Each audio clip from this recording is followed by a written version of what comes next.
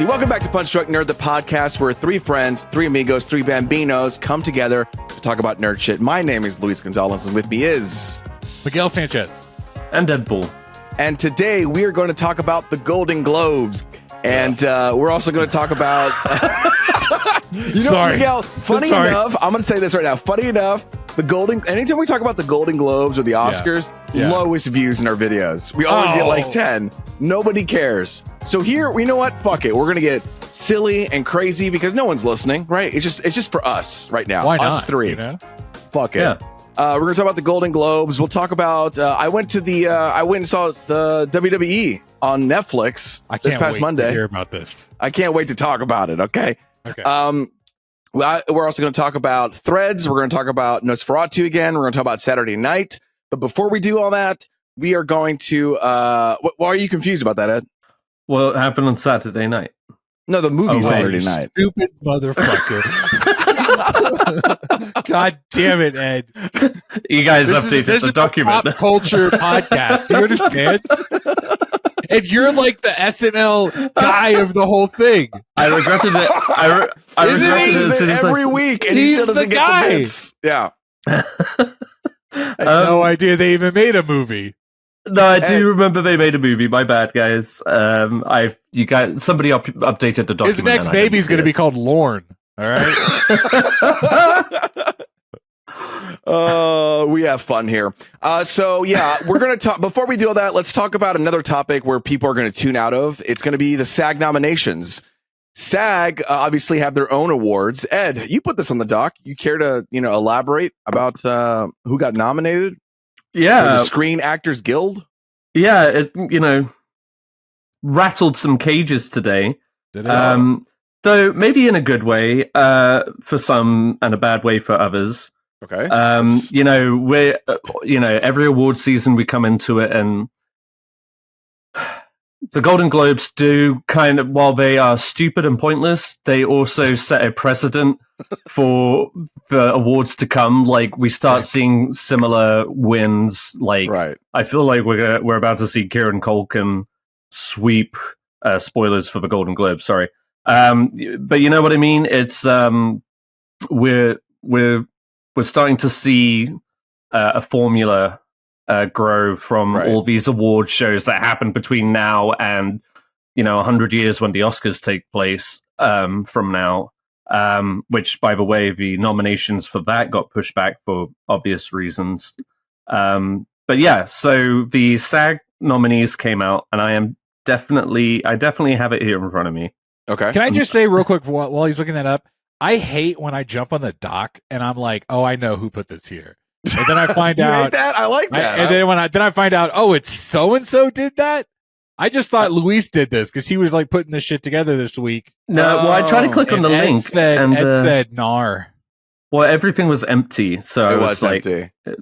So much. I was empty. playing chicken with y'all. I was like, I'm not going to put anything in the news. I'm going to see if anyone puts anything in there. I knew it. Only, okay. I too get that feeling like whenever we do talk about awards, we just talk about the same fucking movies or the same nominations over and over again. There's no point in listing it. You can look it up, Wow. Well, you've grown so much since the first year. I feel so seen right now. Watch us in 5 years. We're not even going to talk about the Oscars. Oh, fuck it. Go look it up yourself. No, you know what? We'll be at the Oscars. Got delayed again. We'll be at the Oscars being like, this is bullshit. Yeah. Right here. Who gives a fuck that they won that award? Welcome back to Punch Drunk Nerd. The podcast. Ed, so what's listen, I have it up. Do you want me to read it or No, I have it now. Okay. So in lieu of so this is the awards show that is nominated from the acting community, obviously. Actors, right? So obviously things are going to be mixed up a bit, but instead of best picture, it's like best cast in a motion picture, right? And the 5 nominees this year were a complete unknown: Anora, Conclave. I always say that wrong. Yeah, Amelia Perez and Wicked. Hey, Miguel, Wicked.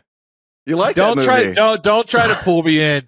No, we're not going to play that game. They also there's also a Lego set for Wicked. No, I told Ed the other day. I was like, the only reason you'll watch this movie is if they turn it into a Lego. Okay, that's not a bad idea. I think that I could totally see them Legofy that. You know what? This last year saw us the same thread every day was, what if you picked a movie and every actor was a Muppet except one actor? You know what I mean? It would be Wicked. The new year is going to be pick a movie and turn it Lego.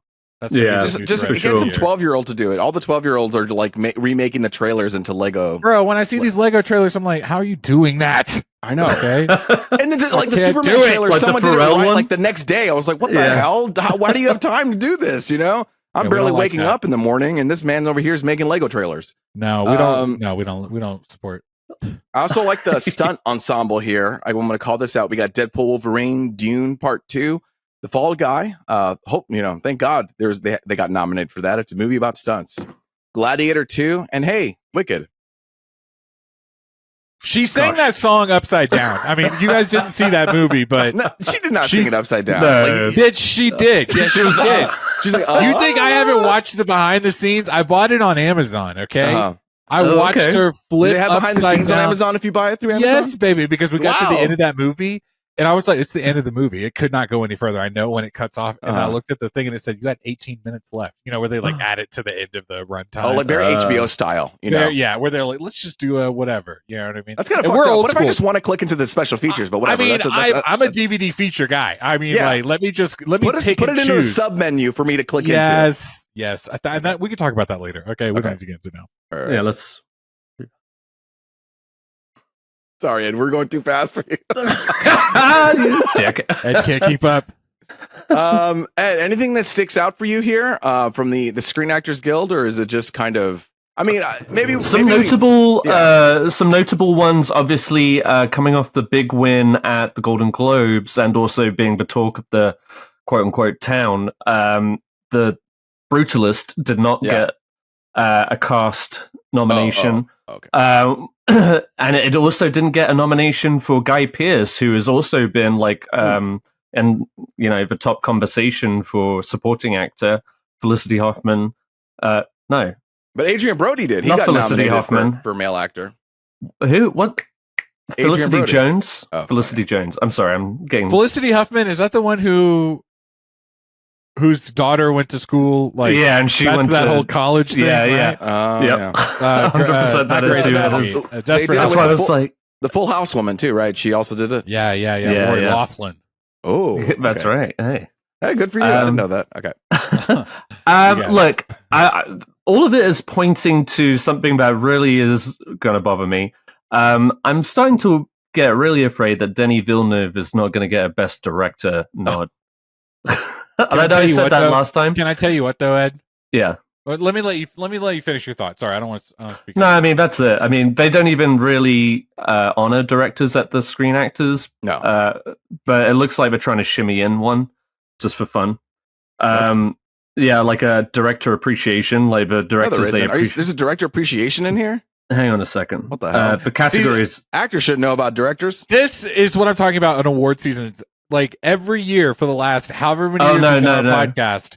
Hang on, Ed. I'm doing a bit. Yeah. Okay. Where it's all of a sudden here's the box office achievement. Who gives a fuck? Oh, this is the one director we like at the SAG. No, it does no. Do it right or shut up. Stay in your lane. Just we're not here to do. I'm sorry, participation trophies. Okay. I apologize. I misread the article, but what they did basically was put out because the Directors Guild Awards put out their nominees today, and this fucking article put it one after the other on the same article. That's good. Like the main article was Screen Actors Guilds, and it was like, oh, by the way, here's the 5 nominees for the Directors Guild. What's his name? I can't be bothered to look it up. Okay, good. I'm too far down. I like that. Anyway. And the Bear got nominated again for comedy. I mean, Screen Actors Guild. I thought you would know better to put it in drama. You're not like the Golden Globes or the Emmys. Like, come on, can't you tell this is not a comedy? They're all cut from the same cloth. We got a lot of bullshit happening here. So, okay, I'm just going to spit through a few because maybe people don't know like movies like, oh, what movies are big? Okay, The Brutalist, Queer, Sing Sing, Conclave, Wicked, Honora, The Substance, A Real Pain, A Complete Unknown, Piano Lesson, Amelia Perez. These are kind of the movies in the mix right now that you'll kind of hear over and over and over again. Obviously, like I'm not seeing Dune in any of these things because I think that's more of a technical achievement. Like if we did a technical awards, Dune would be in a lot of these categories. I agree. Like whilst the acting was good, it wasn't like I think there's a lot of competition where it's like you're going to bump them out. I will say this reminds me though. You mentioned Luca Guadagnino's Queer, which really the only recognition that one's getting is Daniel Craig, right? The lead actor, but that does point out that nowhere on this list is anyone from Challenges on here, which also makes me worried for its Oscar prospects. I think Zendaya should be nominated for Challengers over Dune. Oh, 100%. I think 100%. We can all agree. We can all agree on that. Yeah, we can agree on that. And then TV shows here. Let me look up. We got The Penguin, Baby Reindeer. Oh, Josh O'Connor. Yes, of course. Yeah. Him. That's right. The Penguin, Baby Reindeer, Disclaimer, Ripley. We also have True Detective, Under the Bridge, Slow Horses, Shogun. Shogun's going to probably show up and win. 2BH, Shrinking, Hacks, The Bear, Only Murders. This season of Only Murders was so good. Love it. It was, it was really good. I think that's pretty much it. Like I could go into each individual like category, but I just named you like the top shows because they really just pull from the same list. It's like, all right, here's the pool of 15, and then let's just pull all of the actors. You know, yeah. Just pull of 15. Yeah. I was gonna say this a second ago, Ed. I just want to. I can't think of the word. I just want to let you calm down for a second about Denis Villeneuve. Okay. Yeah. Am I saying that right? Yeah. Yeah. Because when I say Luca Guadagnino, I get a lot of shit about that. Okay. Guadagnino. Guidanini. All right. Hey. Gorlami. I just want to say that Christopher Nolan did so many movies before he was like earned the Oscar. Okay. Okay. Like I feel you're like Denny deserves, the Oscar. But whatever he does, it's coming. You know what I mean? Sure. Like, let it not be this season, let it not be next season, but he will put forth something that everyone will just eat up, even though he's already doing that. You know what I mean? Yeah, of course. I have all faith. That's all I'm saying is I have all faith in him. Oh, absolutely. Like, he is by no means like this isn't like a lifelong thing, but genuinely, like Dune he did not get nominated for Dune Part 1. So, like, he's due for some recognition. Dune for some recognition for Dune for both of them, but Part 2, which was side note, quite an achievement itself. You think he's going to do Dune 3? You think he's going to do it? I think he is, right? Yeah. Yeah. He's actively working on it. Yeah. We're going to get the Messiah, the trio, and then they'll probably continue making stuff. The guy turns into a worm in that one, and that's the one I want to watch. Yeah. Can't wait to see that. A worm with a worm. Anyway, my point being is, okay, for example, James Mangold is in the conversation for A Complete Unknown. I haven't seen that movie, but I know James Mangold is a director, and I know musical or music biopics, and I'm just saying, like, on a directorial level, what is the he got nominated at the DGA. Villeneuve did not. Whoa, that's kind of fucked up. That's a little fucked up. He needs to be nominated for Dune. Like, I think the best part of that movie was like the visuals and the vignettes and the way it looked. Like, he pieced that together. Maybe not the stories for I didn't like it that much, but when you watch that, you're just like taken away. We talked about this. Go back to youtube.com/@punchdrunknerd and look at our Dune 2 review. I think it visually is stunning. Like, when you see those three little guys floating in the air, you're like, this is cinema. The fact that shot alone needs to earn him an Oscar nomination or DGA nomination. Exactly. Yeah. That's right. Come on, DGA. You're listening to this podcast. I agree with you full-heartedly, Ed. James Mangold, let's take it out from him and give it to He's a perfectly wonderful director. No, he's terrible. but that is not. But yeah, the one is not. It's not adding up, Right. Anyway. Well, now I'm curious about this DGA business. Let's see who got nominated. Okay, so the nominees for that were James Mangold for A Complete Unknown, Sean Baker for Honora, Jacques Audiard for Emilia Perez, and Edward Berger for Conclave. Edward Berger. Oh, and sorry, Brady Corbett or Corbett. It's Colbert. Colbert. It's how we say it in America. Corbett, the Brutalist. Can I say something?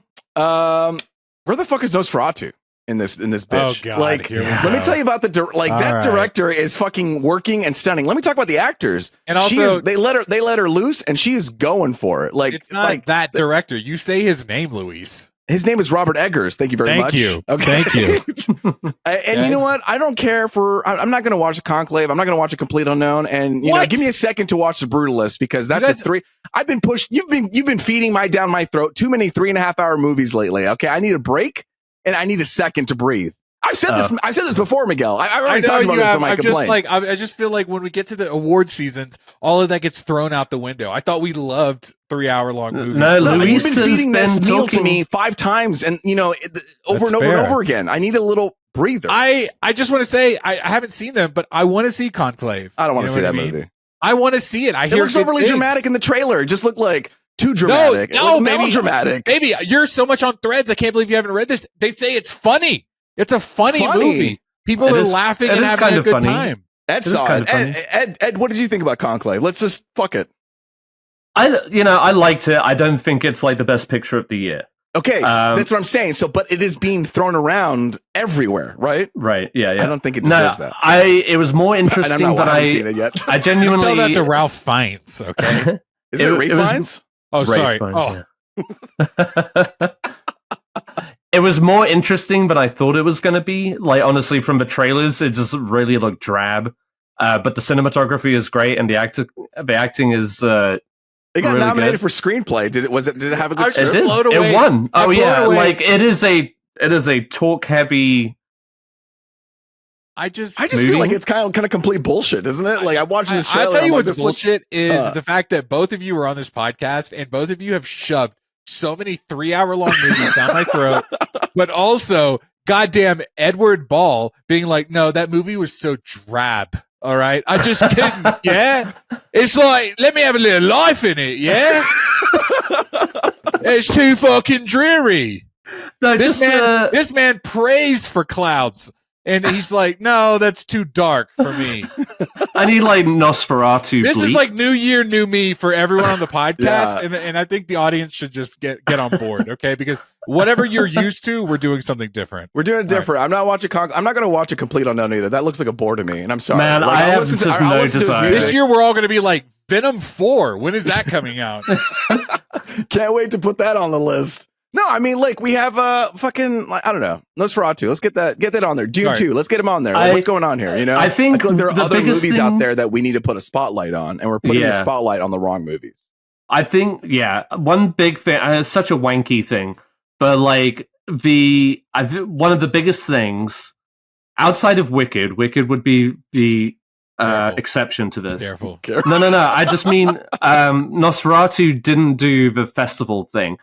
But actually, it leads to a bigger conversation that we all need to be having. Is just like, I'm over this bullshit of just like horror movies not getting recognized. Like, some of the best performances this year have been in horror movies. Demi Moore. We're gonna talk about it later, but fuck it, she won. Demi Moore might be the exception. For the exception, but she's like the first of what should have been so many over the last decade alone. But I 100% agree. I think we'll probably see some technical awards for Nosferatu come the Oscars. They better. But all this other stuff, like they're not pushing it. The marketing isn't pushing as hard as it should be for that. And, they're just like, it's a technical achievement. We'll just take the text. And, but like, man, we just need to get over this fucking every best picture needs to be a drama. But to that point, though, wasn't it kind of odd? I'm not saying every horror movie has to come out in October, okay? But Nosferatu came out on Christmas Day. I mean, like that is like Santa didn't want that, you know. But the movie happens on Christmas. It's a Christmas movie. That's about to be the whole Die Hard Christmas movie thing. We're not about to do that for the next Christmas 25 is years. coming, and Nosferatu is here. You know, she did say that, and I was just like, or he. Why today's Christmas Day? I didn't like that. I was like, no, that's come to me. I just assumed like Transylvania didn't celebrate Christmas. They didn't believe in a. No, we'll get into it later. But maybe there wasn't enough movies this year. Maybe that's what it is. I'm looking at the movies that came out this year. Maybe there just wasn't. I don't think this year has been as good as last year. 100%. And if you included some horror movies, we would have, pumped it up a bit.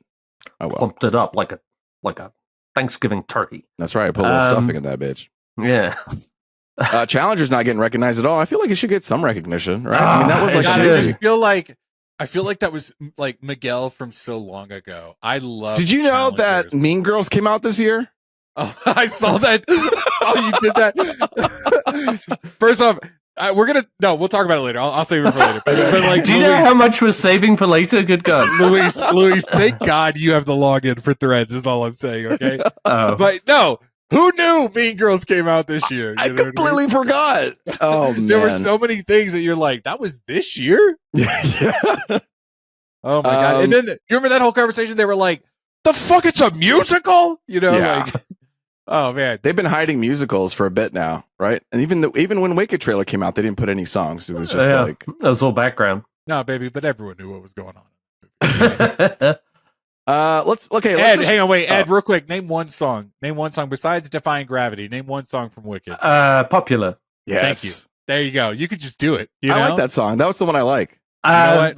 The one you guys, your talented wives sang it at New Year's. Oh, that's right. Popular.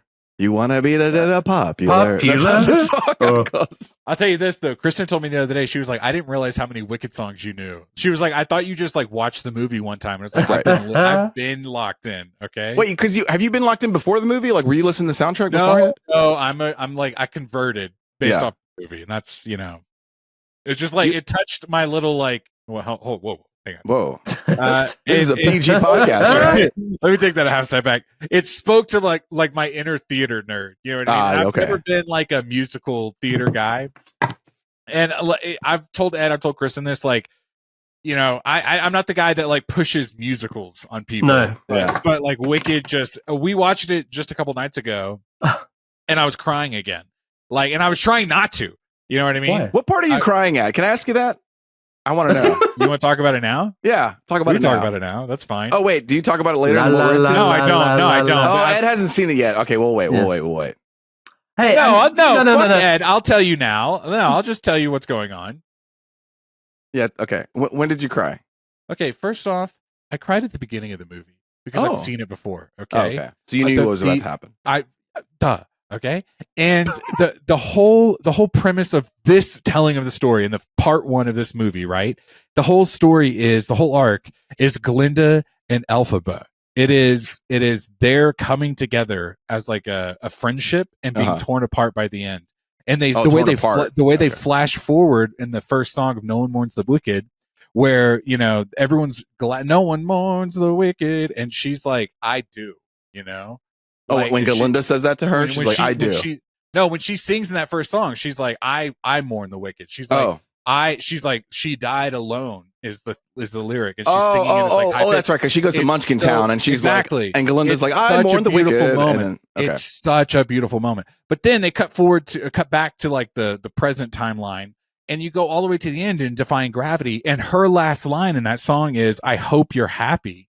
And as she's looking up to like the heavens, with her singing up there, she's about to be like, you know what I mean? Like, and then she like Superman speeds out through the sky. I know. Everyone, I get it. That's for the movie, and everyone wants to laugh at that. But it is such a powerful moment. And the moment I remember the first time I watched it in theaters, and then also watching it at home this week, is when they transitioned to Defying Gravity. It's like 15 minutes in the movie. Yeah, it's like it's a whole block of the movie. And from start to finish, I'm like holding back tears the entire time. When fucking Elphaba, when Glinda and her decide that they're going to part ways and she's going to get on that broom and go, right? That she hands her the hat and the jacket or whatever, and Elphaba winks. She winks at Glinda, and then a tear comes out the other eye. Bald. Okay. Yeah. Sorry, you guys got me talking about Wicked. I'm excited. Okay, Ed. Sorry. I apologize. I got too into it. I have to live a full year with no spoilers so I can watch that second one. Was it Wicked for good? I'm not listening to the soundtrack. You know what I mean? I Wicked know it's already life. out there. I know you already know. No, Wicked for good, Ed. You No, dumb this is fuck. Wicked.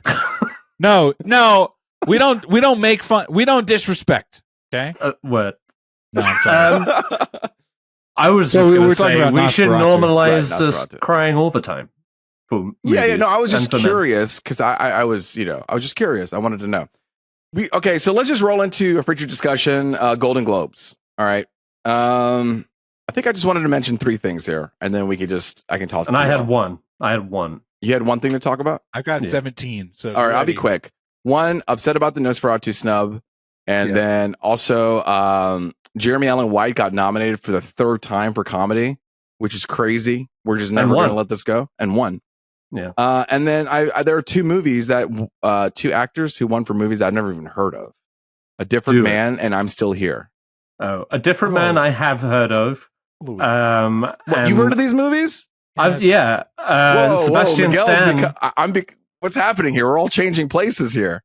Sebastian Stan is having a great year. Sebastian Stan played Trump. He was What is this nominated other for movie, A he Different was Man? nominated for A 2 Different Man. movies. Trump Stupid and fuck. A Different Man? Yes, and he won for the other one. Get He out won of for The town. Different Man. What is this movie Um, about? Tell me what A Different Man's about then, huh? He's a man who has he has like a deformity Disease. Okay. that It's like the it's a Elephant disease. Man. Yeah, and he gets surgery to have it removed and to look normal like Sebastian Stan. And then he meets a stand-up comedian who has the same disease that he had, and sees him as this man is still he manages to socialize and be popular, which is like all that Sebastian Stan's character ever wanted, kind of thing. And then he starts thinking like, I should go back with the face. I should go back and No, are you serious? I was joking when I said that. No, I'm serious. I don't think that's like where the story goes, but I think that's part of it. Like he starts thinking like, what have I done? Because this guy is demonstrating how happy and how good of a life he has, and how confident he is in his own skin. And Well, it's I blame the marketing That's team. so legit. That's so legit. I would watch that movie. Okay. I wanted to see it, but it was very under the radar. Though I blame the marketing on this team. Like the marketing team didn't do enough to push this out there because No, 100%. And obviously, the Donald Trump one was riddled with controversy.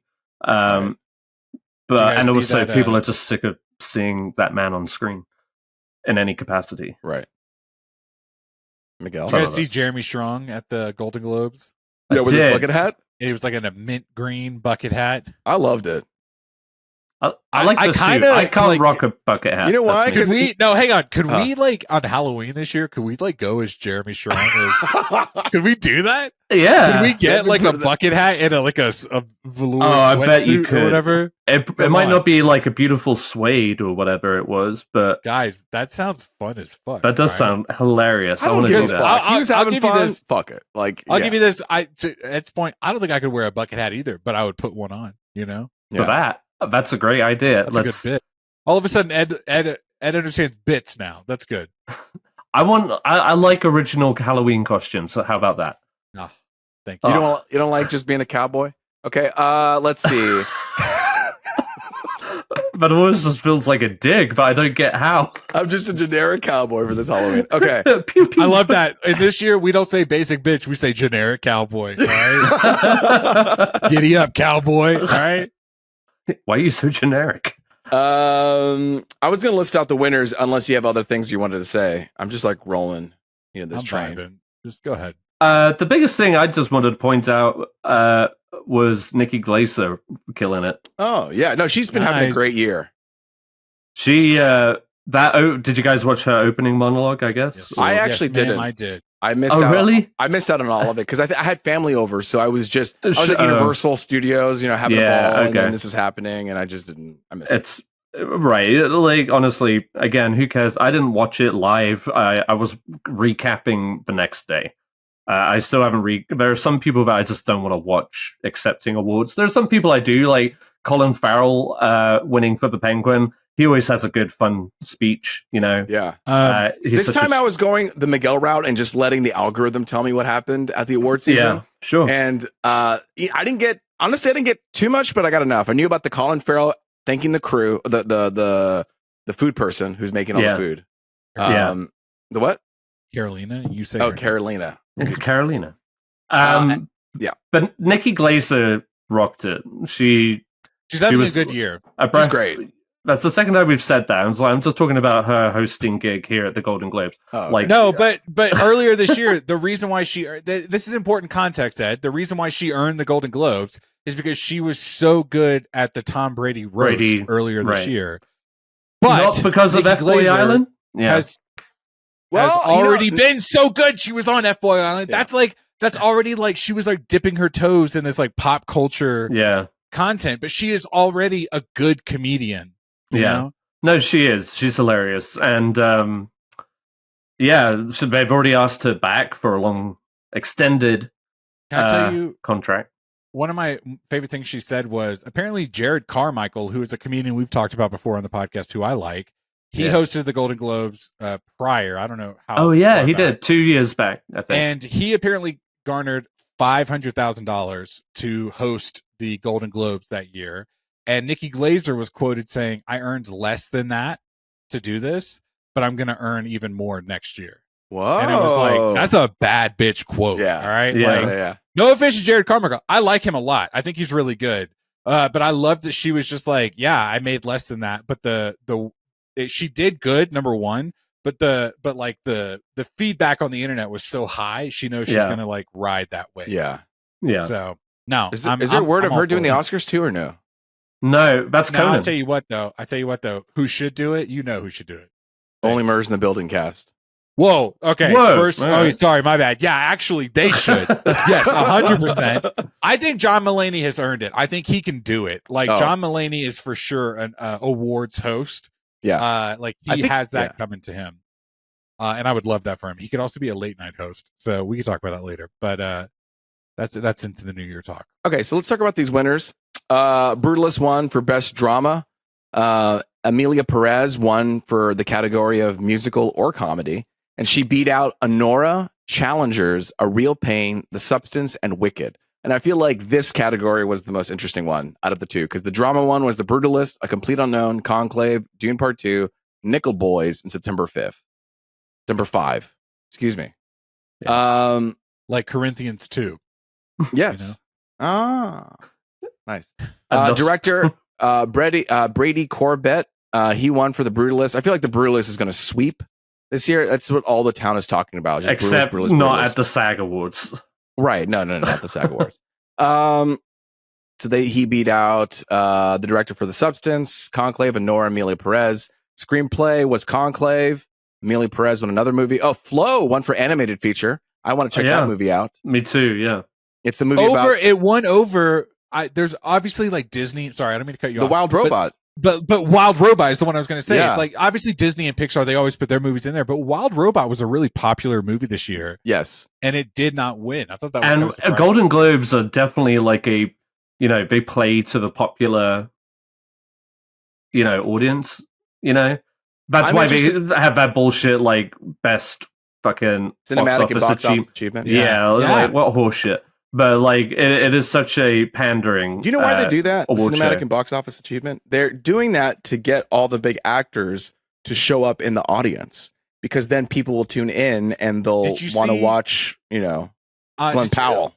They had a wall, like a TV on the wall that ranked the studio wins, and it was like Netflix, Amazon. Yeah, did y'all see that? I didn't see it, but that's funny because they do that in the background, but the fact that they publicly did it is they're like crazy. It's like they're putting up scores from a basketball game. You know what I mean? Like they're like, oh, you guys paying attention? All right. Yeah, that's great. I mean, I think that's cool. I think that's fun.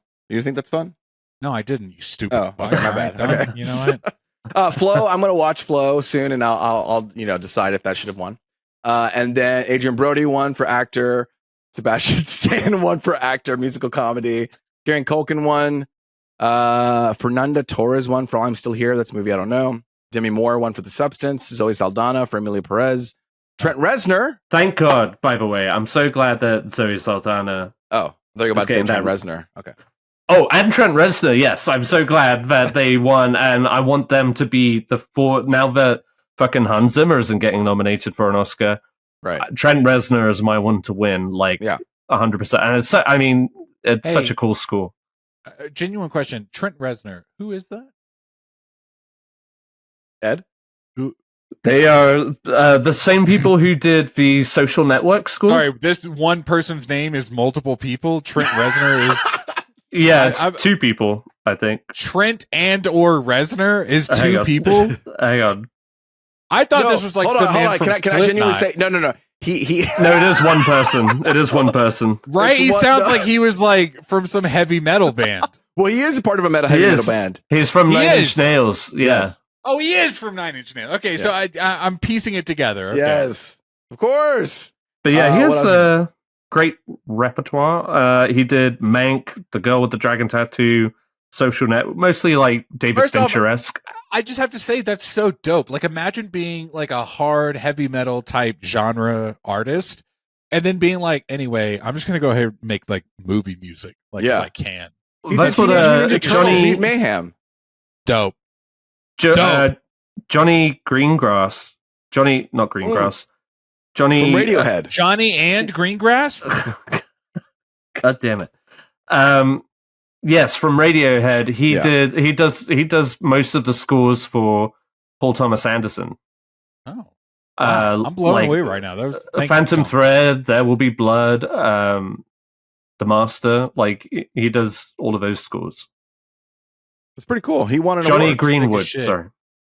And then music, El Mal from Emilia Perez, and then Wicked won for cinematic and box office achievement. I'm going to roll right into TV unless anybody has anything to say. Nope. Okay. TV drama, Shogun. Shogun's going to be just sweeping everywhere. Hacks won for comedy. Thank God. That's a comedy. Baby Reindeer, we all knew would win, I think, because it's really good. And Shogun for actor, comedy, Jeremy Allen, Shogun, Hacks, Baby Reindeer. Colin Farrell won for The Penguin. Jodie Foster won for True Detective. And Ali Wong won the stand-up comedy. Aw. I like Ali Wong. I like her too. Funniest person of the year right there. I could see her do the next Golden Globe. That seems disrespectful because she actually was really funny. Yeah. No, I'm sure she was, but that's what that award feels like. It's like, hey, this was the best. Okay, so earlier you were saying, why doesn't horror movies get the nominations? Why don't they get the thing? But stand-up can't get that? It's the funniest. It's the scariest person of the year award. It's what we can say. Here's what we could say about the Halloween nods, but all of a sudden a stand-up can't get it? Really quiet. Okay, fair enough. Sorry, my bad. It's a TV special, so it goes in the TV category. Okay. I mean, come on. The one thing I wanted to talk about in the awards, if we're done. I'm done. Okay. Yeah, now can I get to the? I was going to say this. I wanted to talk about it later. This is later. Okay. Yeah. Guys, Kieran Culkin. All right, love him. Great actor. He's having a good time. Okay? He's having a great year. Great year. Doing so much. He's trending on TikTok a lot now. The one thing that I don't like, and because it harkens back to like a Madonna Kabbalah era, is why is he wearing so many bracelets on his wrists? Okay, he talks about that in the Actors to Actors. No, video. That's great. I know. I don't care what the reason is. I'm more so just judgy, and I'm ready for you to be as equally judgy. Okay, it's excessive. It's too much. Okay, he doesn't give a fuck. He's like, I'm going to put it on. Fuck it. I'm surprised next year he'll be like, anyway, this is my vintage Livestrong bracelet. And then also on this hand I've got a WWJD. Like, I think why are we doing so many bracelets? He gets it from his daughter, from fans. People will give it to him. He'll have a lot, and then after a while, I feel bad. After a while, he'll then clear them out. He's like, it gets to a point where I'll just remove all of them and start over again. I was going to say, like, does he shower? Yeah. Well, he doesn't shower in the morning. He just showers at night. Oh, okay. But he wears it to bed? I don't know. He didn't answer that in the actors to actors segment. I don't know, Ed. People wear their wedding rings to bed. All right. Do you have a problem with that? Yeah, Ed. Do you have a problem with that? Okay, there's a difference between a tiny fucking ring on your finger and an armful of bracelets. Like, do you not like roll onto your arm? It's like.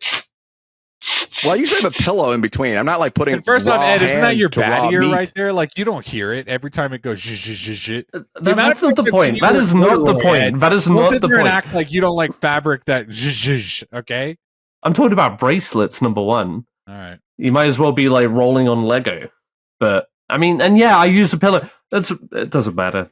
I was trying to back you up, Miguel, you stupid fuck. What do you think when he does sexy time? Do you think he just he just takes them all off? He actually flings every one of them at her eye. You know? Okay, so that was the Golden Globes portion. Now, Miguel, I don't know if you've been online, but Letterboxd has been putting out their year in review where they put in like most watched actor, most loved, lowest rated. Have you seen these? No, I haven't, but tell me more. Well, if you go to Letterboxd on Threads, let's see. The most watched actress is Zendaya. Oh, love it. Okay. The most watched actor, Willem Dafoe. Love it. The lowest rated but most loved is Madame Web. Fair enough. Highest rated sports is Challengers. Yes. Highest rated sci-fi is Dune Part 2. Highest rated romance is Anora. Highest rated horror is Nosferatu. And damn, they got a lot. Highest rated drama, I'm Still Here. The movie I didn't hear about. Highest rated documentary. It's okay. We don't need about that. Highest rated comedy, Hundreds of Beavers. What the hell is this? I just disrespectfully, like, how dare you skip over the documentary? Okay. Just to be like, anyway, it's Beaver City. Like, okay, it's called No Other Land. Well, this Beaver one, Hundreds of Beavers, is came out in 2022. So, highest rated animation, Look Back. God damn, they did a lot. Rated overall, Dune Part 2. I'm Still Here is number 2. My God. Okay. And that was the Letterboxd Wrapped in 2024. All right, let's talk about this now. I know all of you are just, you're losing sleep. You're having anxiety. You're taking your pills so that you can calm down. You're wondering, Punch Drunk Nerd, when are you going to do your top 10? Well, the top, we haven't forgotten. The top 10 is coming. And I know I have a few movies I need to still watch. Ed, you have some movies you need to watch. Yeah. Miguel, I'm sure you have some movies. No, I've booked theaters. All right, I'm ready to go. He's ready to go. He's got his AMC A list stocked with 3 movies a week. And I think we're planning on doing that on the 22nd, the 24th. Well, yeah, we're going to record on the 22nd, but on the 24th is when the episode gets released. So on what? I had a coworker who told me his wife is doing their Christmas party in late January. Well, and that's I was disgusting. Like, you know what? I was like, you're speaking to my soul because my podcast hasn't even done our top 10 of 2024. But Christmas is gone and left like a fart in the wind. Like, we're done with that. Okay, well, sorry you didn't have a nice dinner for Christmas, okay? And they want to enjoy it in January. Okay, so yeah, the 24th is going to be our top 10. We'll talk about top movies and whatever our top 10 can be. It doesn't have to be just be movies, Miguel. You could be video games or TV shows. It's just our top 10. Ed, feel free to do multiple top 10s. I working on it.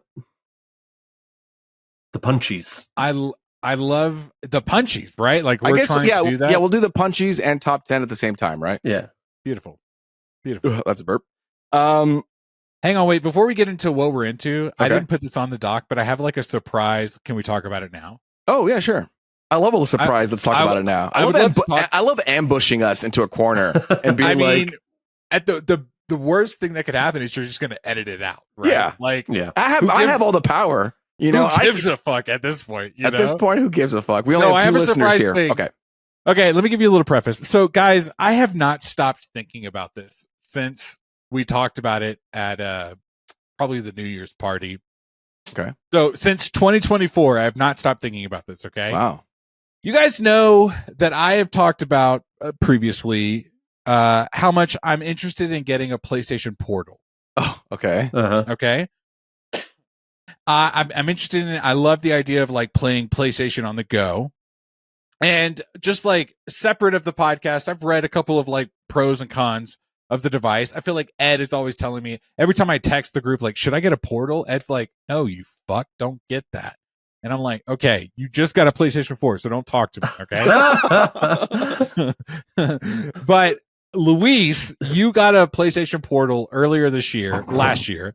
Yeah. And we talked about it on the podcast, but this last New Year's, we got together and I said, hey, man, can I just like, let me play with your Portal? Oh. Yeah. I said, let me see it.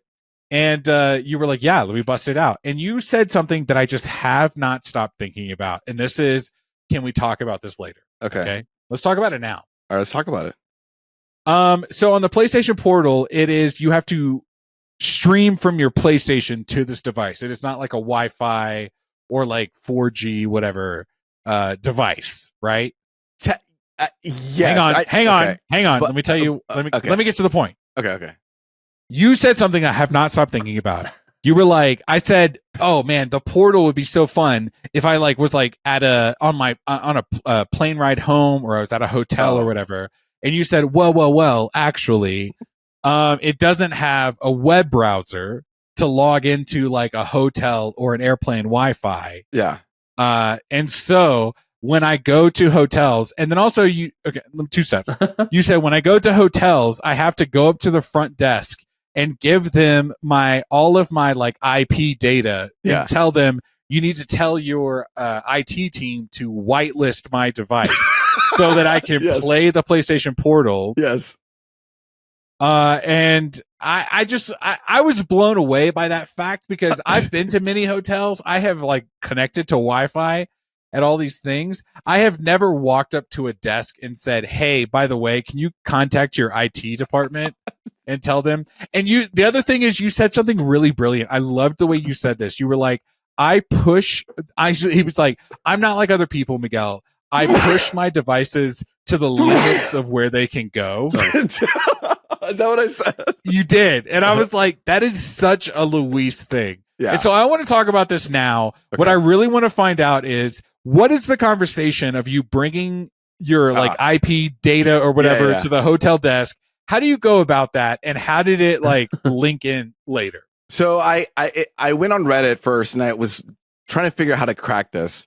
And they said, if you give them your IPv4 and your MAC address, which you can find in the settings, you write it down. And then I just went to the hotel concierge or the front desk and I was like, hey, I know this might be weird, but I wanted to see if you could whitelist my a device. You know, it's not able to get into the web browser, so can you just whitelist it? And he was very confused. So then I was like, oh, okay, let me explain a little further. It's for my PlayStation Portal, and I can't log in. And if I deliver this information to your IT person, can they just whitelist it for me? You may not understand it, but they will. And then they're like, oh, okay, yeah, no problem. And it was a fancy hotel. It wasn't like a Holiday Inn or something like that. Okay. It was a Marriott. All right. Go ahead, Luis. I don't know. It might have been more than that. So no, I was a work trip. It was like one of those hotels where it's like, we only have this one hotel and we're fancy as fuck. No, it was for work and they put me just in a nice hotel. And so, you know, it's like a hotel with like very tall ceilings, you know? Yeah. You know, it's fancy. So the Wi-Fi can't reach. Yeah. So no, I just said, hey, if you can read, and they're like, oh, okay, well, our IT team is actually off site and we work through another company. But what I can do is I can reach out to them and then they can reach out to you. And, you know, what room are you in? Oh, I'm in room 728. I'm like, okay, cool. Then they'll reach out to you and they'll connect your device. And that was it. And then, you know, a couple hours later, I got on my portal. I tried to sign on onto the hotel Wi-Fi and I was in. See, that's what's wild to me is you said, I'm just I push my devices to the limit that they go. Uh-huh. And I just want to say, like, as someone who has been in the market and thought about buying a PlayStation Portal, I've talked about it with my wife. Okay. Uh-huh. I was like, when Luis said that, I just like immediately knew I did not want to buy this device. You know? Like, yeah. I want to play it. It's a great device. The handheld was beautiful.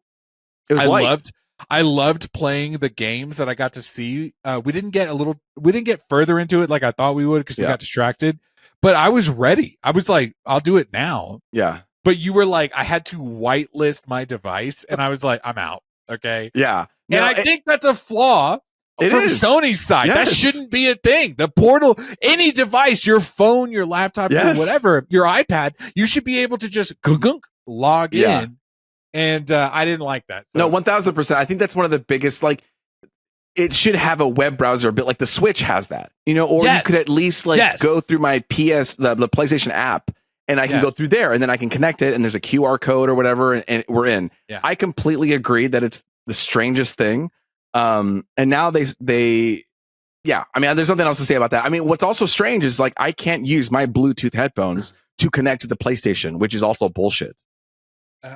Wow. Like the PlayStation, the portal or the PlayStation? The console. No, I get that. You have to have the dongle that's back there. Like, well, that's what I'm saying. That is bullshit as well. No, like I agree. Sony is doing that is like two bullshit things that Sony's doing. They're like making the barricades along the way to be like, this is not user friendly. Yes. Like, no offense, but like Ed should be able to log in with his Bluetooth to any device. Yes. Okay. And it shouldn't be like a tech savvy person that knows the phrase, can you whitelist my device? No one should ever have to say those words. Okay? No, I agree. Yeah. I mean, I can't paid Bluetooth so much for this hotel room. Let me log in to this goddamn device. And I got to bring my wired headphones just to like, you know, listen to what's going on my portal. Is there a port for your wired headphones though? I'm sure you could buy like some sort of like backwards way where you plug in to the headphone jack and then from that headphone jack it's emitting a transmitter like for Bluetooth. Do you understand what I'm saying? Like no. Okay. No, sorry. I didn't mean to talk too much about this, but I was just so blown away by this. I had not stopped thinking about that's it. why they really promote it as a home device or something like that. Like it's an at-home. That's a whole separate conversation because that's also bullshit because it's a portal. You're like, what is a laptop? You know what I mean? Yeah. You go to Starbucks and you're writing your screenplay at the Burbank Starbucks, you know, you want to be able to log into the Wi-Fi. Yeah. You don't want to have to go up to the barista and be like, excuse can you me, whitelist my device? Can you whitelist my device? She's like, I'm trying to make 10,000 espressos right now. I don't have time for that. Anyway. No, I think I only brought that up because I don't have too much of what I was into and you guys have so much. So that was like my one little to the podcast tonight. And I like to push tech. I do like to push tech. I think I like learn a few things by doing that. And but the portal is nice because you know sometimes Sarah wants to watch TV and then she'll watch TV on the Apple TV, and then I will play the PlayStation on the side. Or if I'm going to the bathroom and I just want to sit there for a bit, you know, like a round of Fortnite, or if I'm in the bed, you know. I just want to say we're done talking about it, but in the future, I do want to hear more about the devices that you push to their limits. Okay. Yeah. I think that was all of them. That was super beautiful, and I want to talk more about that later. Anyway, what we're into, and I'm basically out now. No, you're not out because you do have something in here. Do I? You do have something. Oh fuck! And really, technically, me and Luis share one thing. Yeah, and then this is the only thing that I share. You guys can have the rest of the episode. Okay. But hold on, maybe we wait. Look how excited he's looking. He wants to get off so bad. Hold on. Before you go, hold on. No. We're gonna actually sandwich you a little bit. No, hang on. I got Taco Bell downstairs. Okay. Ed, talk about Wallace and Gromit real quick. Okay, Netflix just came out with the latest Wallace and Gromit film. It's been about at least 10 years since the last one, which was a short. Damn. So yes, they're back with a Netflix film. Netflix has been doing like the Shaun the Sheep shows and movies. They also did last year's Chicken Run sequel, Dawn of the Nugget, right? Which was okay. And so I was a little apprehensive about this one coming in because I'm a massive fan, obviously, of Wallace and Gromit. Massive. And I gotta say, we watched it. I told you guys I ran out. The Wi-Fi went out in our area. I love it. Like a 9 p.m. Just like previously, where your like cell minutes used to go out before 9. Yeah, I love that. My Wi-Fi ran out. My Wi-Fi ran out, guys. The juice went out. So we hotspot the TV and nice pushing because I was adamant about watching Wallace and Gromit that night, and we And we did it. Yes, we got to watch it undisturbed. And I've actually watched it twice because we watched it again tonight as a family. It is a great addition to the Wallace and Gromit I'm gonna watch it now. collection. It is delightful. It's a very breezy hour and 20 minutes, if that, less than that. Super breezy, super funny. Does he do one of these moves? Oh yeah, yeah, he does. Okay. There's a lot of like great references to the older ones, as well as some new stuff, but it stays true to what Wallace and Gromit is. Okay. And obviously, it is kind of like a sequel to the short "The Wrong Trousers," which had the villain, the penguin turned chicken. Yes. The Feathers McGuff or some shit.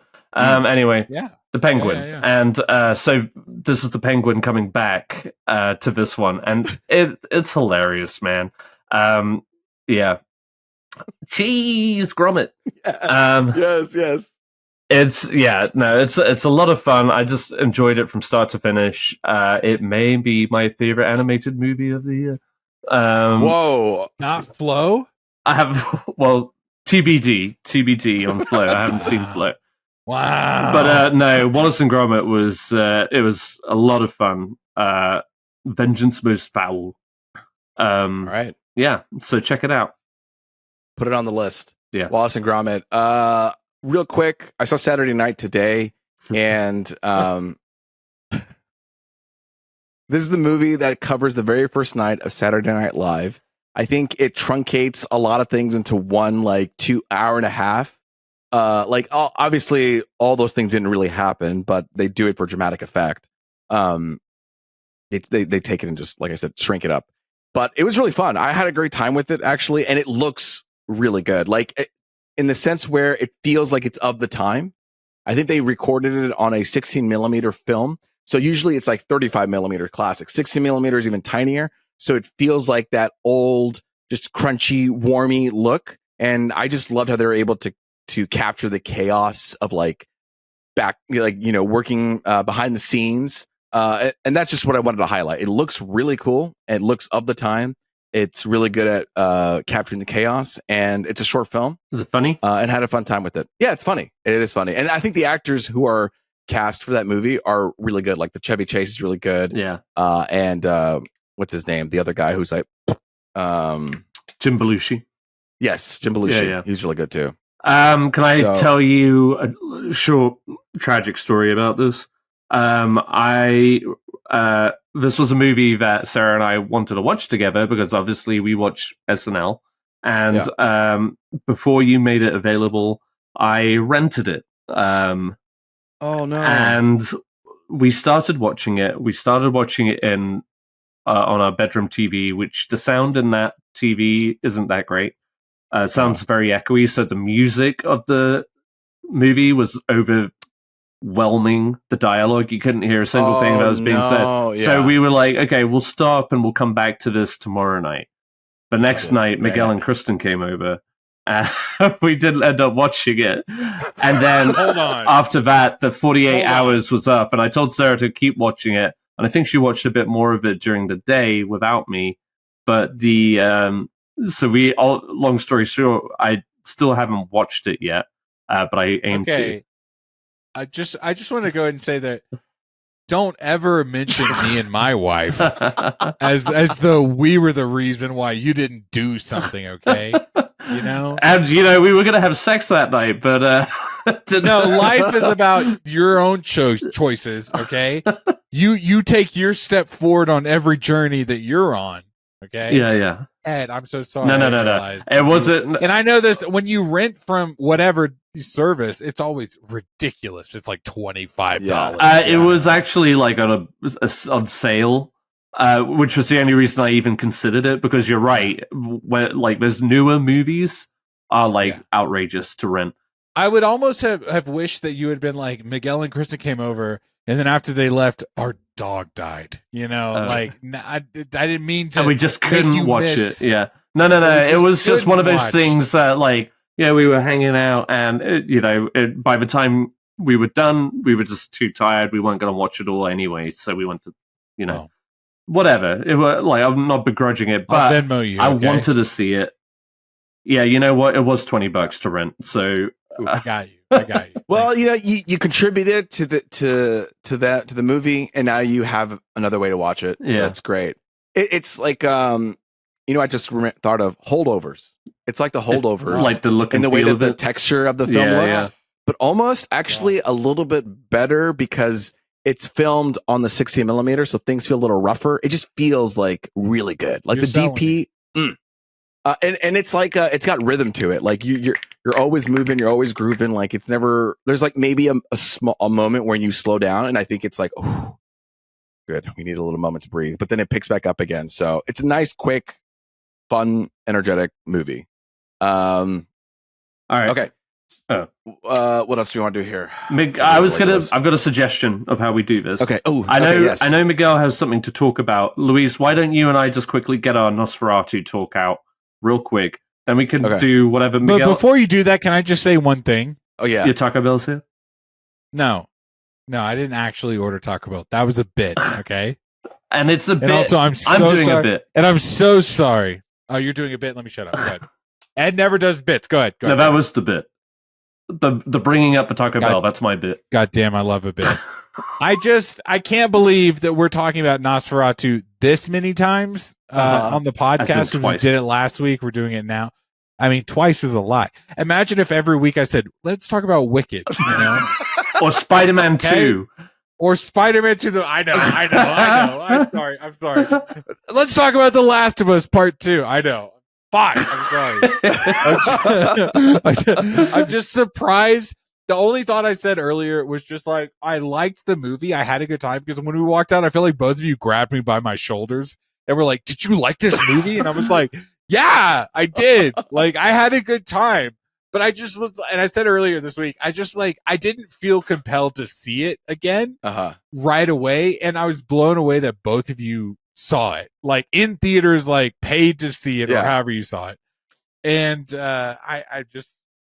Well, I was with family and they wanted to watch Nosferatu, and I was like, yeah, fuck it. I love rewatching things. So we went into the theater and that's the story behind me rewatching Nosferatu. And see, actually, because I hate rewatching things, Are you serious? Oh, I hate it. I love it. I love rewatching things at home, But like I'm not theaters though. I'm not trying. No. I'm gonna be honest right now, Miguel. If I could, I watch this movie a third time in Dolby though. Because I haven't had a chance to watch it in Dolby. I get it. Dolby and/or IMAX. I told you guys I was considering watching the IMAX, but they only had it at a 10:30. Right. Because you see, Ed said the IMAX scene the other day, and I was just like, why? We already saw it. Well, I like to see it on Dolby for the crisp blacks because this movie has so many dark scenes and the sound design.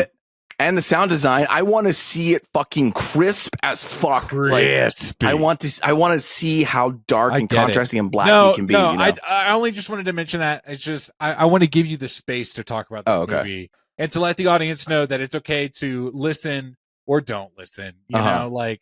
I mean, it's not going to be. We're not going to talk a lot. I was just saying when we talk about Fortnite, like that's not for the audience. That's for us. That's for us, right? So, like, this is Nosferatu. Choose. All right. Yeah.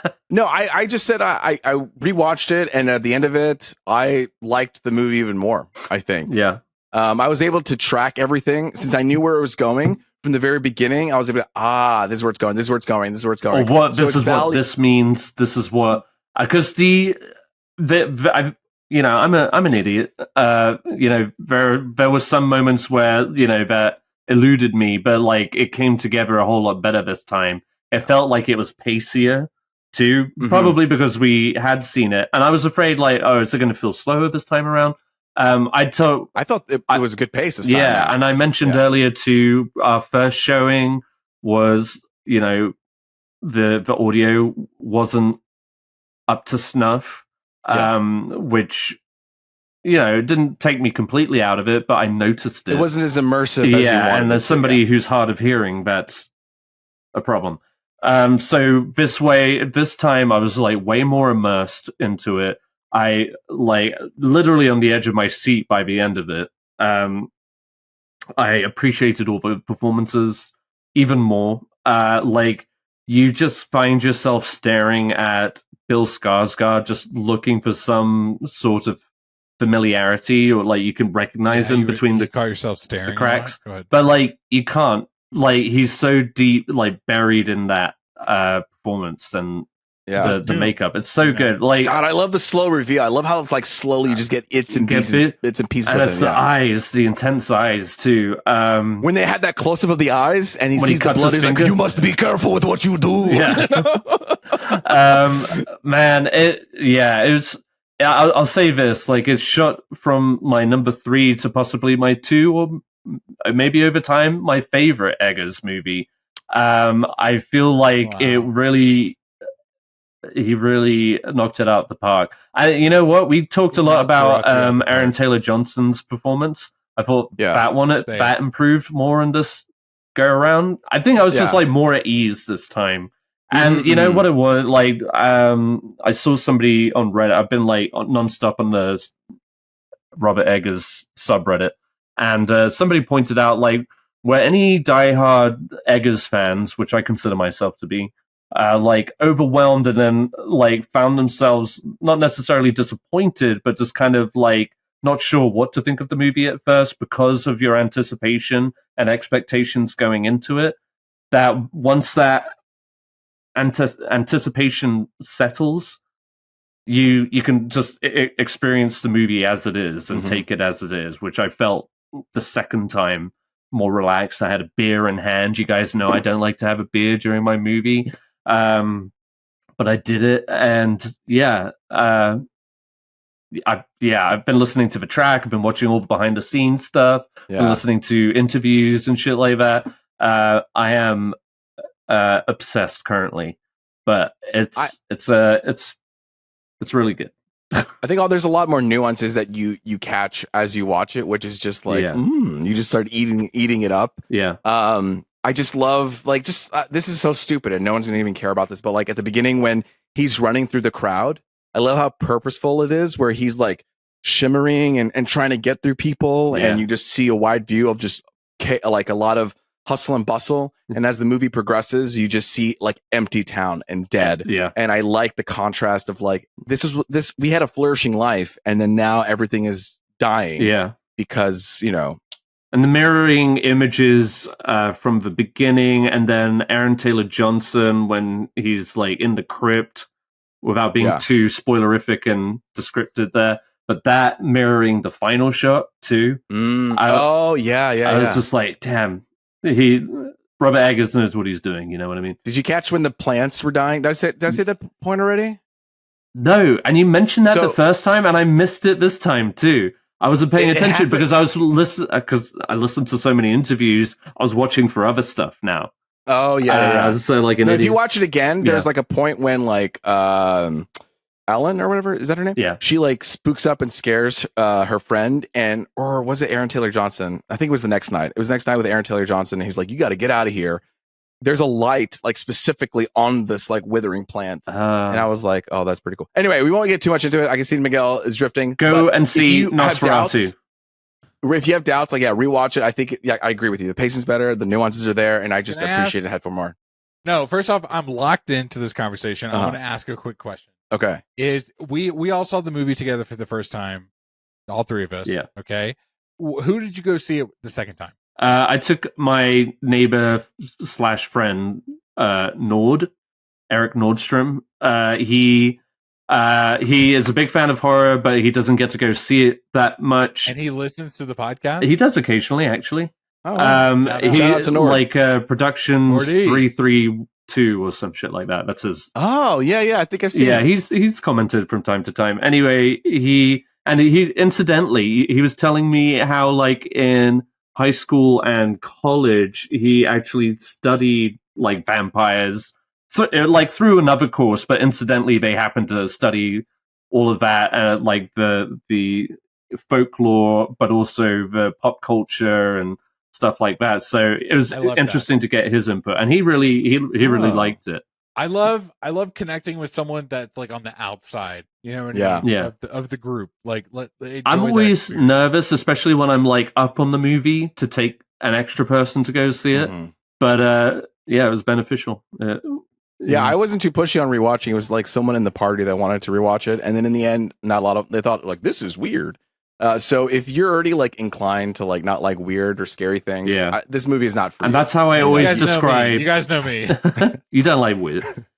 I always describe Robert Eggers as weird. It's like, but he's true to his weirdness, which he's genuine. People are like, it didn't have to be that dark or whatever. It's like, actually, it did. Yeah, like, he's being genuine to like a real human experience. And if we did go to that horror route, it would be like. But also, it's like the weirdness of just like historical accuracy. It's just like people are fucking weird, and centuries ago we were fucking weird. We were fucking weird. Our social norms were weird. Our views on science and religion were weird. And that makes it interesting enough. That makes it unexpected. And, you could have just like yet another Hollywoodized, bastardized version of Dracula.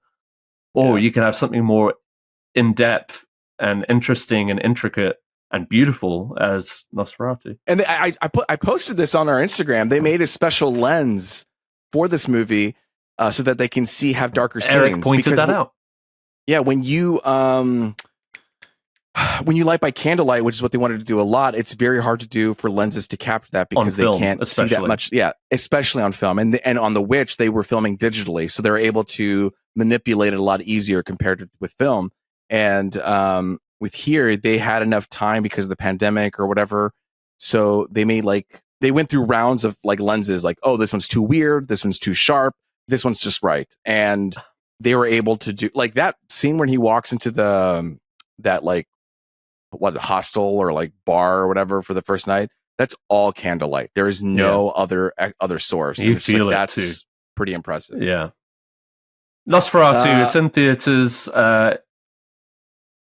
Check it out. That's it. Check it out. Okay. You want to do threads? Finally. All right. And on that note, my Taco Bell just got Oh my God. I have threads and I have one more bit to do before we wrap up. So okay, well, I still got to talk about my WWE experience. It's actually very short. It's not even anything. Well, I do want to hear about it. I love a long episode. Okay. Hey, you want to talk about threads for a second? Yeah, let's talk about threads. Okay. First off, let me just say this. Let me give some credit where credit is due. Okay. Okay. Luis, baby. Yeah. You have been locked into threads. It's my new favorite social media. Dude, you have been locking it down. I couldn't believe how much engagement we've gotten from threads. Okay. I know. We get a lot of engagement, but we're not getting followers from it. You know what I mean? Hey, we got two. We got two. Right? Yeah. And that's important. Okay. Please follow us on threads. I think we're having a good time there. We're having a good time. But you know what, guys? The thing we're talking about on threads this week. Oh, yeah. Oh, God. We're not fact checking on threads anymore. Okay. Right. Have you guys heard about this? Yeah. He's like, we don't care anymore. We're not fact checking. I don't know why. Like, why did they do that? Have you heard? Have I heard? Yeah. Yes.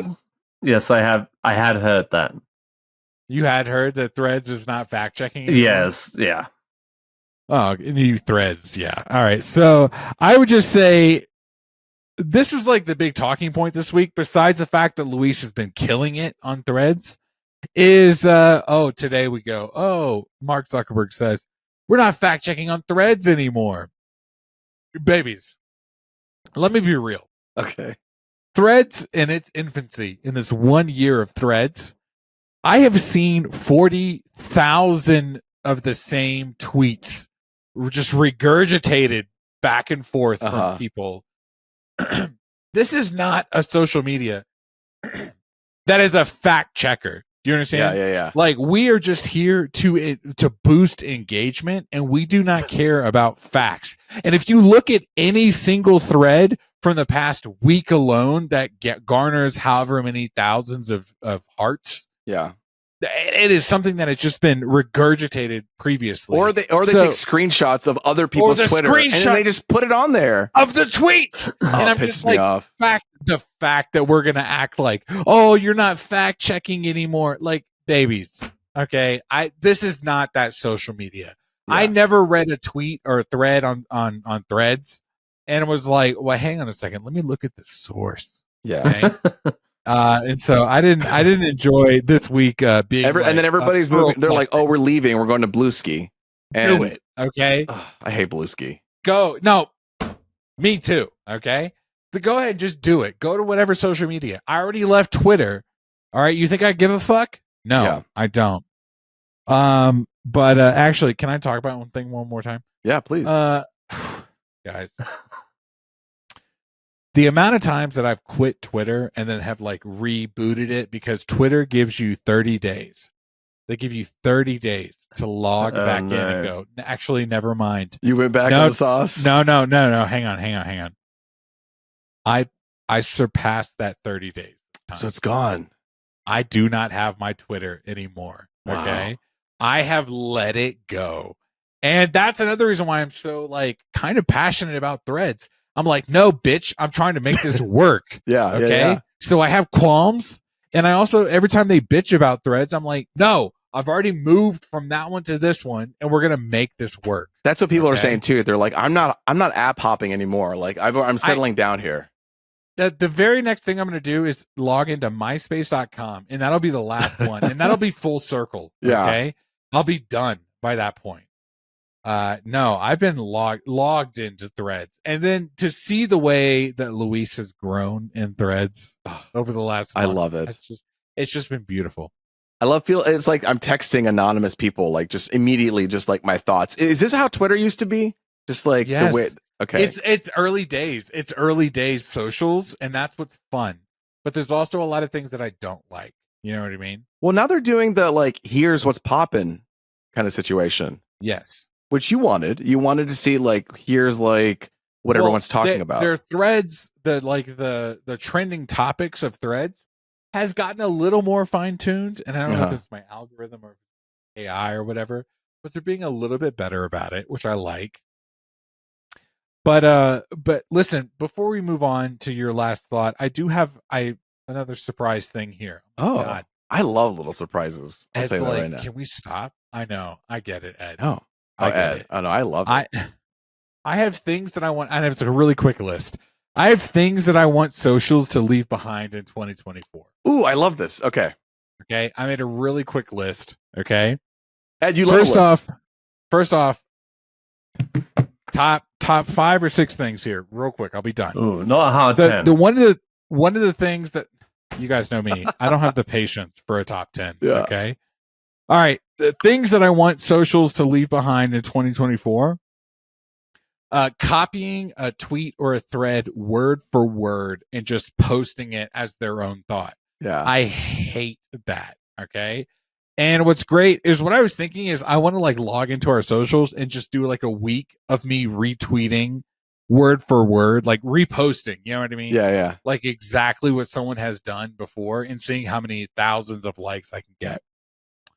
Another thing I want to leave behind in 2024 is, guys, I'm ready to give up worrying about The Bear being a comedy in the awards season. Okay? I am just like, I don't care anymore. We got, okay? yeah. Okay. It is or it isn't. I don't give a fuck at this point. Yeah. And I just feel like, and I feel like there's a couple of things on this list that are like podcast central, but in general, I'm over The Bear. I'm over talking about it. Okay. I'm over The Bear too. Let's stop talking about that. Okay. Well, you were always, you know over what, The Ed? Bear. Stab yourself in the dick. I don't give a fuck. Okay. Another thing that I'm ready to give, I'm just like so tired of like played out tired jokes. I saw something today that was like the Bitman is tired of hey, but I'm honest and genuine, so don't fucking talk to me, okay? Ooh. So one of the things that I'm so over is they're talking about they're going to recast T'Challa in the Black Panther series for Marvel. And every time they talk about a black character being recast, the big joke is, we'll let Robert Downey Jr. play him because he played a black man in Tropic Thunder, which I get. And that's the bit. But I saw a tweet today that was like, let RDJ play Black Panther in 2025. And it got thousands of upvotes. And I was like, I'm so sick of this joke. Okay. I've seen it so many times. Yeah, I agree with that. Another thing I'm over is what I would love to leave in the year 2024 is nodding every time we watch food videos. Okay, every time a person eats food on their socials in their fucking Nissan Altima, I am just over the like. Guys, here's my hack. Have you ever ordered Texas Roadhouse bread? Fuck you. Okay. Have you seen those that like make it in their kitchen, then they go to their car and eat it? I'm so over it, Luis. Kristen has told me recently, like, Miguel, I need you to let this go. And I'm like, I can't. Okay. The very final last thing I would love to leave, and this is, guys, of the first podcast of 2025. This is my last bit. Okay. The thing that I would love to leave back in 2024 is Edward Ball's obsession with Josh O'Connor. I need him to go away. No. Okay? I love challengers. My man is not about to be James Bond. No, okay? he's not. So Ed, I don't care if he is James Bond or not. He's already won it all with challenges. And I don't mean to say this because I hate bullies, okay? But my man is a fucking dork. Okay. He just does not need. Damn. And you guys can bully me all you want, and I have things you can bully. Okay, I get it. All right, but I'm just put that guy in a like. tux. Listen, all right. I'm just saying he's not James Bond. Okay. Okay. We will see. Zendaya told us it earlier this year in Challenger. She said, "You look like shit," and I said, "Man, okay. Yes, man. I love that scene." No, that's my bits of early 2025. Thank you so much. This is where we like add the claps. Thank you. Thank you. Luis, you had something fun you wanted to talk about. Okay. Yeah. So, like I said, having super much fun with Threads. I could be out there all night. But a thing I did another night was I went to, for the very first time, I went to a WWE, like a live event. Yes. And it was only this past year I got right back into it again. It was in WrestleMania. I think it was like March or April. I think it was March. And then ever since then, I've been hooked back into the narratives. I've been hooked back into all these little matches. And I said, when it comes to LA, I'm going to go. Lo and behold, this is a huge ass live event because they're moving into Netflix for the very first time. That's so dope.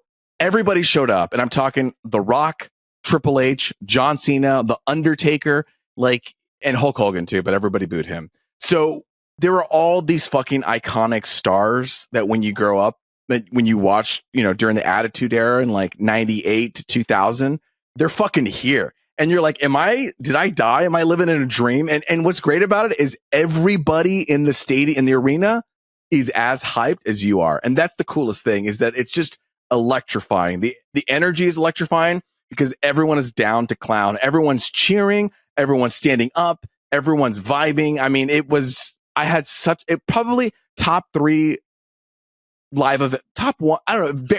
It was the moment of my time, of my life. I had an incredible time. I went by myself and I had a blast there.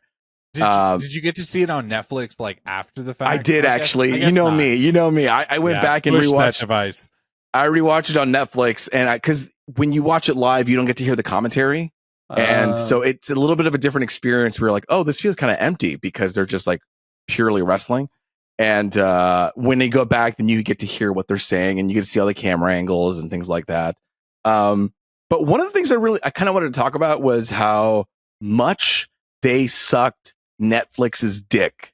I mean, it was fucking insane. From every 5 or 10 minutes, oh, we got to thank Netflix. Oh, thank Netflix. Oh my God, to the Netflix people. Oh my God, Netflix here. Did you believe it? We're on Netflix now. Everybody, we are Netflix Global. Can you scream for Netflix? Oh, the CEO, Ted Sarandis and Bella Majario.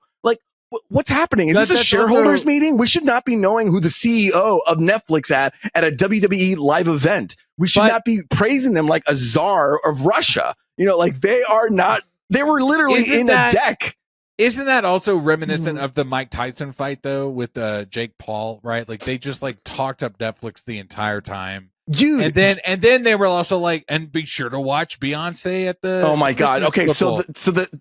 they showed a lot of celebrities throughout the day. You saw Kieran Culkin, Macaulay Culkin, You saw Fluffy or whatever. You saw a bunch of people, but at the bottom in their lower third in their text, it was like now appearing on Netflix. And I was like, wait a second, did you literally handpick these people because they have shows on Netflix and stand-ups? And it's like, bro, you are the #1 streaming service of all time. And Disney Plus and Max could come together and Netflix would still be have more people than you. Like, why are you pushing Netflix so hard on me right now? It's like, we get it. We're on here. We're already watching it. We know. Yeah. Anyway, now I had a great time. I had a great time real quick, because I've said this before, is I'm so ready to cut my Netflix cord. Like, I'm ready to give up Netflix. Did this like make you want to keep Netflix even longer? Like, is this something you want to log into to watch these live events? Well, yeah. I mean, now that it's like Raw is officially on here for I think 5 or 10 years, I forget. I mean, now I'm locked in for those many years because I want to watch the show. I mean, I probably won't watch it live because I can never really watch it live. But I have a lot more thoughts on it, and it doesn't matter. But we should save it for the podcast where we're gonna have Bryce on. Bryce is super. I'm blown away because I don't know about Ed, but like I'm not connected to the wrestling universe in the way that some people are, and the fact that you're talking, I'm so charged. That's new to me, you know. So. I feel like they've been an up and up like ever since Vince McMahon has now kind of left. It's under a new creative direction, and so a lot of the storylines and the way that they're doing things is better for fans, and it's just like it is peaking at this moment, and so everyone wants attention, and they did this big reveal of this new mat. And oh my God, there are so many fucking sponsors. Like, I'll tell you this, like WWE is trying to get money wherever they can get. Fucking Fortnite's in the middle. We got Snickers. We got like True American. Hang on. I love Fortnite. I love Snickers. Yeah. Okay? Well, you know, you can see it for the whole match. Imagine if someone's getting suplexed. Imagine if like Batman is like shooting with like a Snickers rifle. Sign me up. Okay. Yeah. Batman. That's what's taking the Batman too so long. They don't have enough sponsors. Awesome. I'm so glad. I love a live event. And like we've watched all of like the streaming live events, but to be there in the moment, and especially to be like a fan of the content, it must have been so great. Oh, and it was the first time of it airing on Netflix, so it was a very big deal. There's a lot of pomp and circumstance to it. I'm sure, and you could feel it from everyone. I'm sure they pulled those celebrities in with free tickets and shit. It's just like, hey. Oh, I would never in my life will I ever see. They said The Rock, John Cena, Undertaker, and Triple H all in one play. Like that is unheard of for you to be getting all those stars. They said, Kieran Culkin, you can be here. We're going to give you 17 more bracelets. So they were showing the celebrities. They showed a celebrity, and then they panned over, and there was a guy with he had a hat on. He was like this. So they panned over. He had a hat on. Stop. I just saw this video. And then he looked up, and it was fucking Macaulay Culkin, and the crowd went wild. And I was like, everybody here loves Home Alone. You know what I mean? Yeah. Like there was a resurgence coming. Another person that got a big pop was Vanessa Hudgens. She's like kind of low key the like ambassador, like soft like of WWE because she likes it. She likes it, and so she was at WrestleMania or some sort of event. And people were like, oh, Vanessa Hudgens like WWE. And so now she's kind of like showing up more. And like they showed her jacket and then she turned and then everybody was cheering. See, that's what I mean. Like, imagine being paid to show up. I love that. I bet I mean, I feel like her and I don't know. I know her. She showed up because she wanted to, for sure. I love that. That's this week's episode, guys. What an episode, you guys. What a tight episode. We didn't even go over 2 hours, and I feel like we talked a lot. We talked about so much. It's for the fans. Yeah. For the fans, for you, for me. Next week, what are we going to talk about, Ed? What are we going to talk about next week? I will have made some progress on The Last of Us Part 2, maybe. Oh, yes. Don't you skip any more cinematics. I haven't. You understand me? Why? Okay. Why? Yeah. Why? And don't Google anything. Don't Google anything. Well, tell Miguel not to gaslight me. No, that was my fault. I was doing a bit, and then you accidentally Googled. I didn't accidentally. I pulled up Google and I started searching for it. No. Okay. All right. Yeah. General, have fun playing this game. Yeah. Don't listen to me when I do bits. Yeah, maybe we do next time I'm like, oh, so and so, just be like, oh, he's doing a bit. You know, next time maybe we'll do a checkup with you and see like where you're at, what your feelings are, and all that stuff. Because Last of Us is coming out in April, March, or something. I just had a new trailer for it, yeah. Which we didn't talk about tonight, but that's okay. I didn't watch it because I don't want spoilies. Ed, shut up. You have like 3 months until this show comes out. I could do that. Will you commit to playing this game all the way through? Yeah, I think I could do that. Thank you. And I think the good thing is, they're going to break up part 2 into 2 seasons. So maybe don't give him hope. You think so? That's okay. Anyway, so tune in next week. We'll talk about something. And again, on the 24th, we will do our top 10 episodes. But until then, it's been me, Luis Gonzalez, and with me has been Miguel Sanchez and Ed Bull. Until next time, later, Gators.